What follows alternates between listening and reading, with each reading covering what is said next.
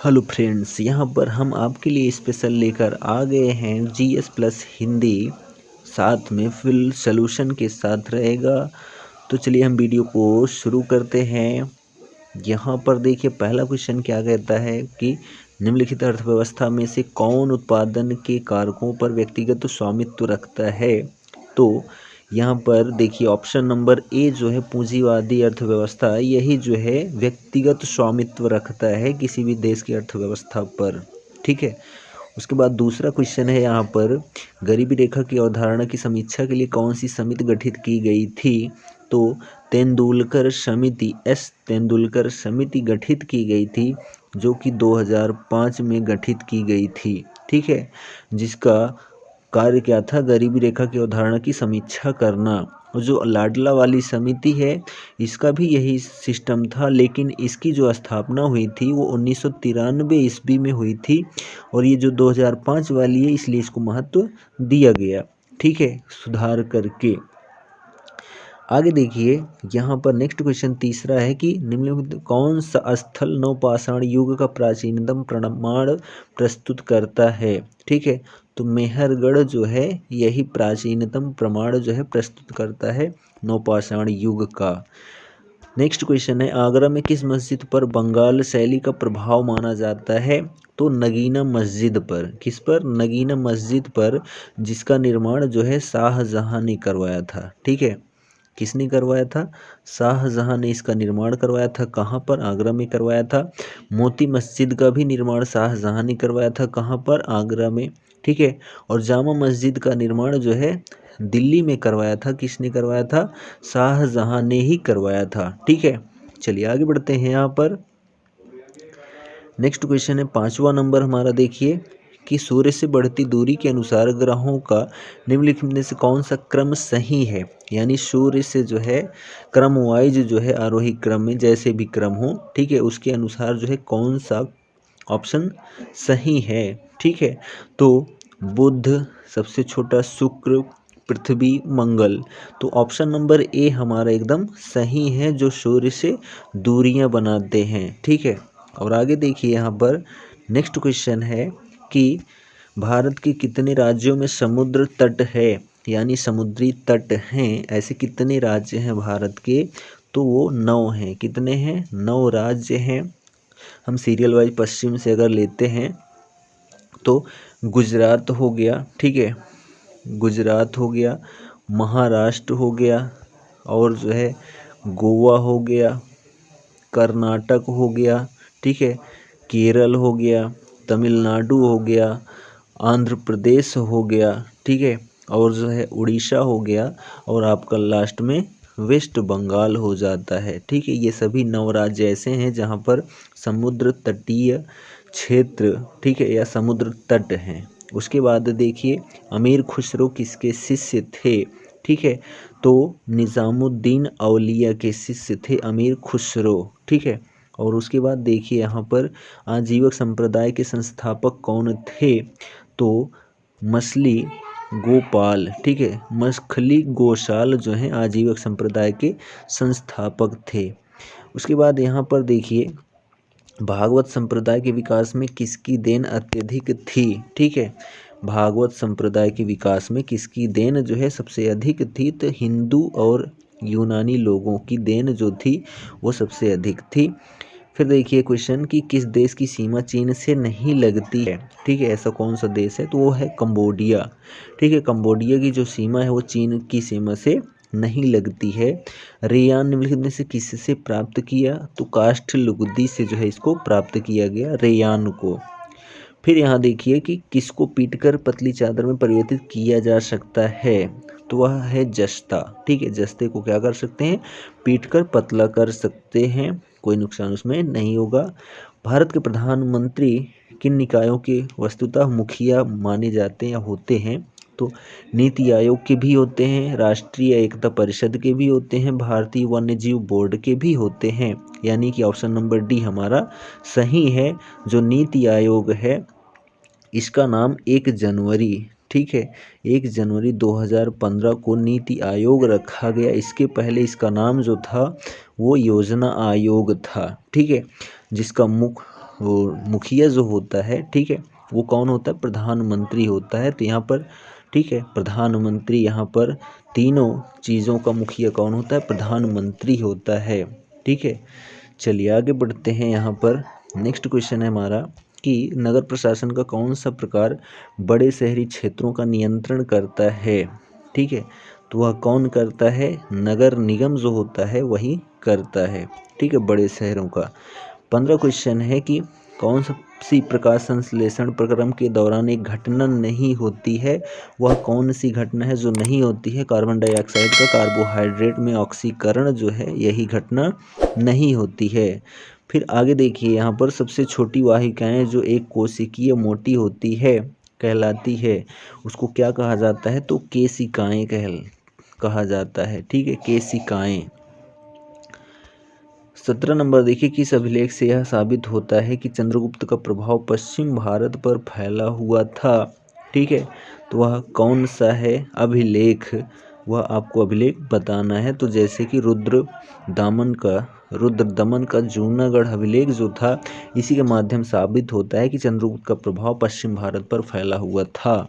ठीक, उसके बाद यहाँ देखिए कि केवल वह स्तंभ जिसमें अशोक ने स्वयं को मगध का सम्राट बताया था, वह कौन सा स्तंभ था। ठीक है, तो भाव स्तंभ ऐसा स्तंभ था जिसके माध्यम से अशोक ने स्वयं को मगध का सम्राट बताया था।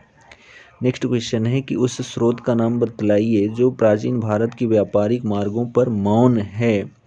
ठीक है, तो वह कौन सा है, मिलिंद पान्हो। ठीक है, जो मिलिंद पान्हो है स्रोत है, उसी के माध्यम से प्राचीन भारत के व्यापारिक मार्गों पर मौन है। ठीक, उसके बाद यहाँ नेक्स्ट क्वेश्चन है कि किस शासक वंश ने मंदिरों एवं ब्राह्मणों को सबसे अधिक ग्राम अनुदान में दिया था। ठीक है, तो वह कौन सा है, गुप्त वंश है। ठीक, उसके बाद देखिए नेक्स्ट क्वेश्चन है कि यदि 500 कूलम्ब का आवेश 25 सेकंड के लिए प्रवाहित होता है तो धारा की गणना ए में करें। ठीक है, तो यहाँ पर देखिए हम अगर इसको सॉल्व करते हैं तो 500 लास्ट में आएगा, 500.25 भाग देंगे तो हमारा 20 आंसर आएगा। तो जो ऑप्शन नंबर बी है यही हमारा क्या है, एकदम सही है। ठीक है, चलिए नेक्स्ट देखते हैं हम। क्वेश्चन नंबर 22 देखिए क्या है कि किसी वस्तु की गति के दौरान समय के साथ इसका वेग नियत रहता है। ठीक है, तो इसका आंसर क्या हो जाएगा, एक समान। ठीक है, किसी वस्तु की एक समान गति के दौरान समय के साथ इसका वेग नियत रहता है।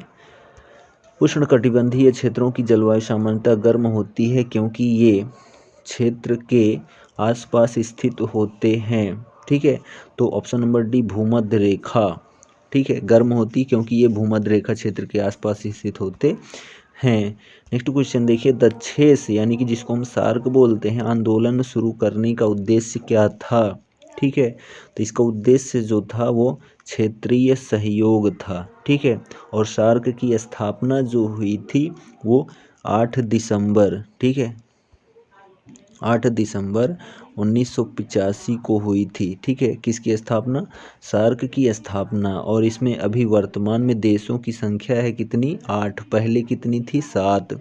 जो 8वां देश है, ठीक है, जो 8वां देश है वह है अफगानिस्तान। ठीक है, कौन सा है, अफगानिस्तान जो है वह लास्ट वाला देश है। और यह जो शामिल हुआ था वो 2008 में शामिल हुआ था, किसमें, सार्क में। ठीक है, और सार्क का हम फुल फॉर्म की बात करते हैं तो south Asian association for regional corporation. ठीक है, और इसमें टोटल जो 7 देश हैं वो हमारे भारत के पड़ोसी हैं, जैसे हमारा स्वयं भारत हो गया, पाकिस्तान, बांग्लादेश, श्रीलंका, नेपाल, भूटान, मालदीव। ठीक है, और अभी अफगानिस्तान। ठीक है, और इसका जो मुख्यालय है वह है काठमांडू में। ठीक है, कहाँ पर है, काठमांडू में इसका मुख्यालय है। और इसकी जब स्थापना हुई थी तो ढाका बांग्लादेश में हुई थी। ठीक है, चलिए सार्क से संबंधित जानकारी थी। आगे देखिए, माइक्रोसॉफ्ट वर्ड में कैरेक्टर फॉर्मेटिंग के अंतर्गत का उपयोग संप्रतीकों को रंगने के लिए किया जाता है। ठीक है, तो वह कौन सा चीज़ है, फॉन्ट का जो रंग होता है वह है। ठीक है, अब आ जाते हैं हम हिंदी में स्पेशली। तो मानव के समस्त जगत को देखने परखने के लिए दो नज़रिए हैं, एक आशावादी दूसरा निराशावादी। तो ये आप जो है गद्यांश पढ़ेंगे, इसके माध्यम से आपको प्रश्न मिलेंगे, उनका उत्तर देना है। तो आप इसको पढ़ लीजिएगा स्क्रीनशॉट लेकर। फिर देखिए यहाँ क्वेश्चन क्या है, जगत शब्द में लिंग है। तो जगत होता है तो यहाँ पर पुल्लिंग है, ऑप्शन नंबर ए सही है। ठीक है, उसके बाद दूसरा क्वेश्चन है कि विकृति में उपसर्ग है। ठीक है, तो विकृति में उपसर्ग पूछ रहा है, तो वी उपसर्ग। ठीक है, वी उपसर्ग। उसके बाद देखिए यहाँ पर इक प्रत्यय लगा हुआ है, तो आत्मिक जो है, ठीक है, आत्मिक इसमें इक प्रत्यय लगा हुआ है। ठीक, आत्मा प्लस इक। वे सर्वनाम हैं, तो वे सर्वनाम कौन से हैं? तो वे सर्वनाम जो हैं वो अन्य पुरुष, ठीक है, अन्य पुरुष पुरुषवाचक सर्वनाम हैं। ठीक है, और वे यानी अन्य पुरुष में क्या आता है, वह आता है, यह आता है, ये आते हैं, ये सभी क्या होते हैं, अन्य पुरुष में पुरुषवाचक सर्वनाम के अंतर्गत आते हैं। उत्तम पुरुष पुरुषवाचक सर्वनाम में क्या आता है, मैं आता है या फिर हम आता है। ठीक है, निजवाचक में क्या आता है, केवल आप आता है। ठीक, और संबंधवाचक में जो हो, ठीक है, या सो हो, ये सभी आते हैं। उसके बाद देखिए क्वेश्चन है कि निम्नलिखित में से क्रियापद है। ठीक है, क्रिया शब्द है, तो यहाँ करना जो होता है वह क्रिया होती है। फिर यहाँ पर देखिए बोल रहा है गद्यांश पढ़िए, तो ये गद्यांश आप पूरा स्क्रीनशॉट लेकर पढ़ लीजिए। उसके बाद हमने इसको पढ़ लिया, आगे बढ़ते हैं। तो ये आप पूरा का पूरा पढ़ सकते हैं। उसके बाद इसमें क्या मिलेगा आपको, क्वेश्चन, ये लास्ट है। ठीक है, ये आप इसको पढ़ लीजिए। और उसके बाद यहाँ पर क्वेश्चन आता है हमारा, इस गद्यांश में किस उत्सव का वर्णन किया गया है? तो किसका वर्णन किया गया है, वन महोत्सव का। ठीक है, वन महोत्सव का इसमें वर्णन किया गया है इस गद्यांश में। फिर है कि डेंगे धरते हुए मुहावरे का अर्थ क्या होगा? ठीक है, डेंगे धरते हुए, डेंगे धरने का मतलब धीरे धीरे चलते हुए इसका अर्थ होगा। फिर 33 नंबर देखिए कि लेखक ने डबली बाबू का सत्कार किस प्रकार किया था? तो चाय पिलाकर और पान खिलाकर डबली बाबू का सत्कार किया था। ठीक है, लेखक ने। फिर है कि गद्यांश में प्रयुक्त आकाश शब्द का विलोमार्थी क्या हो जाएगा, यानी विलोम आकाश का पाताल हो जाएगा। ठीक, उसके बाद देखिए कि गद्यांश में प्रयुक्त शब्द इंद्र का समानार्थी, ठीक है, लिखित में से कौन सा शब्द है? ठीक, गद्यांश में प्रयुक्त शब्द, ठीक है, इंद्र का समानार्थी कौन सा ऐसा शब्द है? यह जो है कौन सा ऑप्शन सही होगा, ये पूछ रहा है कि गद्यांश के थ्रू कौन सा होगा। वैसे तो जो है आपका जो भी शब्द है लास्ट वाला ऑप्शन नंबर डी सही है, लेकिन ये गद्यांश के थ्रू बोल रहा है। तो गद्यांश में हम देख लेते हैं कोई शब्द ऐसा है जिसके माध्यम से हम जान पाएँ कि यह इंद्र का समानार्थी है। ठीक है, तो यहाँ पर देखा जाए तो देखने में तो नहीं लग रहा है। चलिए हम उसमें देख लेते हैं जो भी हमारे ऑप्शंस हैं। ठीक, तो यहाँ पर देखिए जो ऑप्शंस हैं हमारे, इंद्र का क्या पूछ रहा है, समानार्थी। तो देखिए यहाँ पर वैसे इंद्र का जो है समानार्थी हमारा देवराज होता है। ठीक है, क्या होता है, देवराज। उसके बाद देखिए नेक्स्ट क्वेश्चन है हमारा कि सजावट शब्द में सही प्रत्यय है। तो सजावट में प्रत्यय पूछ रहा है, तो आवट प्रत्यय है। ठीक, प्रत्यक्ष में सही उपसर्ग है तो प्रति उपसर्ग है। ठीक, उसके बाद नेक्स्ट है प वर्ग का उच्चारण स्थान मुंह के किस भाग से होता है? तो प यानी ओष्ठ होता है। ठीक है, कौन सा होता है, ओष्ठ। प वर्ग जो होता है कंठ जो वर्ग होता है उसमें क ख ग घ अंगा होता है। ठीक है, मूर्धन में क्या होता है, ट ठ ड ढ अड़ा होता है। ठीक, तालु में क्या होता है, च छ ज झ ञ होता है। और दंत में क्या होता है, त थ द ध न होता है। ठीक, चलिए आगे बढ़ते हैं। यहाँ देखिए मुनीन्द्र का संधि विच्छेद क्या होगा? तो मुनि plus Indra, option number A आपका सही है। हलवाई का स्त्रीलिंग क्या हो जाएगा, हलवाइन, ऑप्शन नंबर बी एकदम सही है। ठीक, नेक्स्ट है कि स्त्रीलिंग शब्द का चयन कीजिए, तो संसद होती है। ठीक है, तो ऑप्शन नंबर बी सही है। फिर देखिए कि लिफाफा शब्द कैसा है, तो अरबी शब्द है, ठीक है, लिफाफा। नेक्स्ट क्वेश्चन है सम प्लस सार क्या हो जाएगा, संसार, ठीक है, संसार हो जाएगा जो कि एक व्यंजन संधि है, ठीक है, संसार। उसके बाद नेक्स्ट है गुलर का फूल होना यानी कि लापता हो जाना यानी दिखाई ही ना देना, ठीक। उसके बाद यहाँ पर देखिए कि आलोक का विलोम क्या होता है, ठीक है, पूछ रहा है आलोक का विलोम क्या हो जाता है, ठीक। तो यहाँ पर आलोक का विलोम अंधकार, ठीक है, आलोक यानी प्रकाश और अंधकार अंधेरा, ठीक। नेक्स्ट है कि संयुक्त व्यंजन का उदाहरण है छत्रंग्यास्र, ठीक है, तो ऑप्शन नंबर डी एकदम सही है, ठीक है। उसके बाद यहाँ पर बोल रहा है कि सही वर्तनी का चयन करना है, ऐतिहासिक, तो ऑप्शन नंबर बी एकदम सही है हमारा। उसके बाद नेक्स्ट क्वेश्चन है कि त्रिलोचन का समास क्या होगा, त्रिलोचन यानी संख्यावाची दिखा रहा है तो द्विगु समास होना चाहिए, लेकिन यहाँ पर हमारा बहुब्रीहि समास भी है तो इसलिए हमारा बहुब्रीहि समास सही होगा। क्यों, क्योंकि त्रिलोचन यानी 3 नेत्र वाला कौन है, भोलेनाथ है, ठीक है, तो इसलिए हमारा बहुब्रीहि समास करेक्ट है, ठीक है। उसके बाद देखिए यहाँ पर साड़ी का बहुवचन साड़ियाँ, ठीक।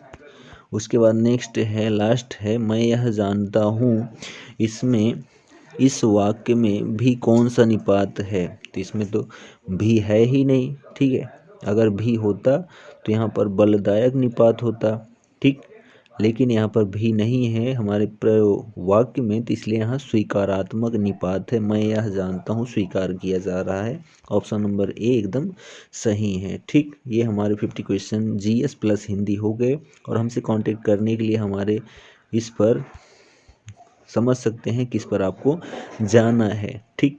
और हमारा यह वीडियो देखने के लिए आपको बहुत बहुत शुक्रिया। ऐसे ही आप हमारे वीडियो को देखते रहें और अपने दोस्तों में शेयर ज़रूर करें, और पसंद आए तो लाइक और कमेंट ज़रूर करें, जिससे हमको भी पता चले हमको वीडियो कैसी बनानी चाहिए, ठीक। और सपोर्ट ज़रूर करिए जिससे हमको अच्छा भी लगे, ठीक। मिलते हैं नेक्स्ट वीडियो में।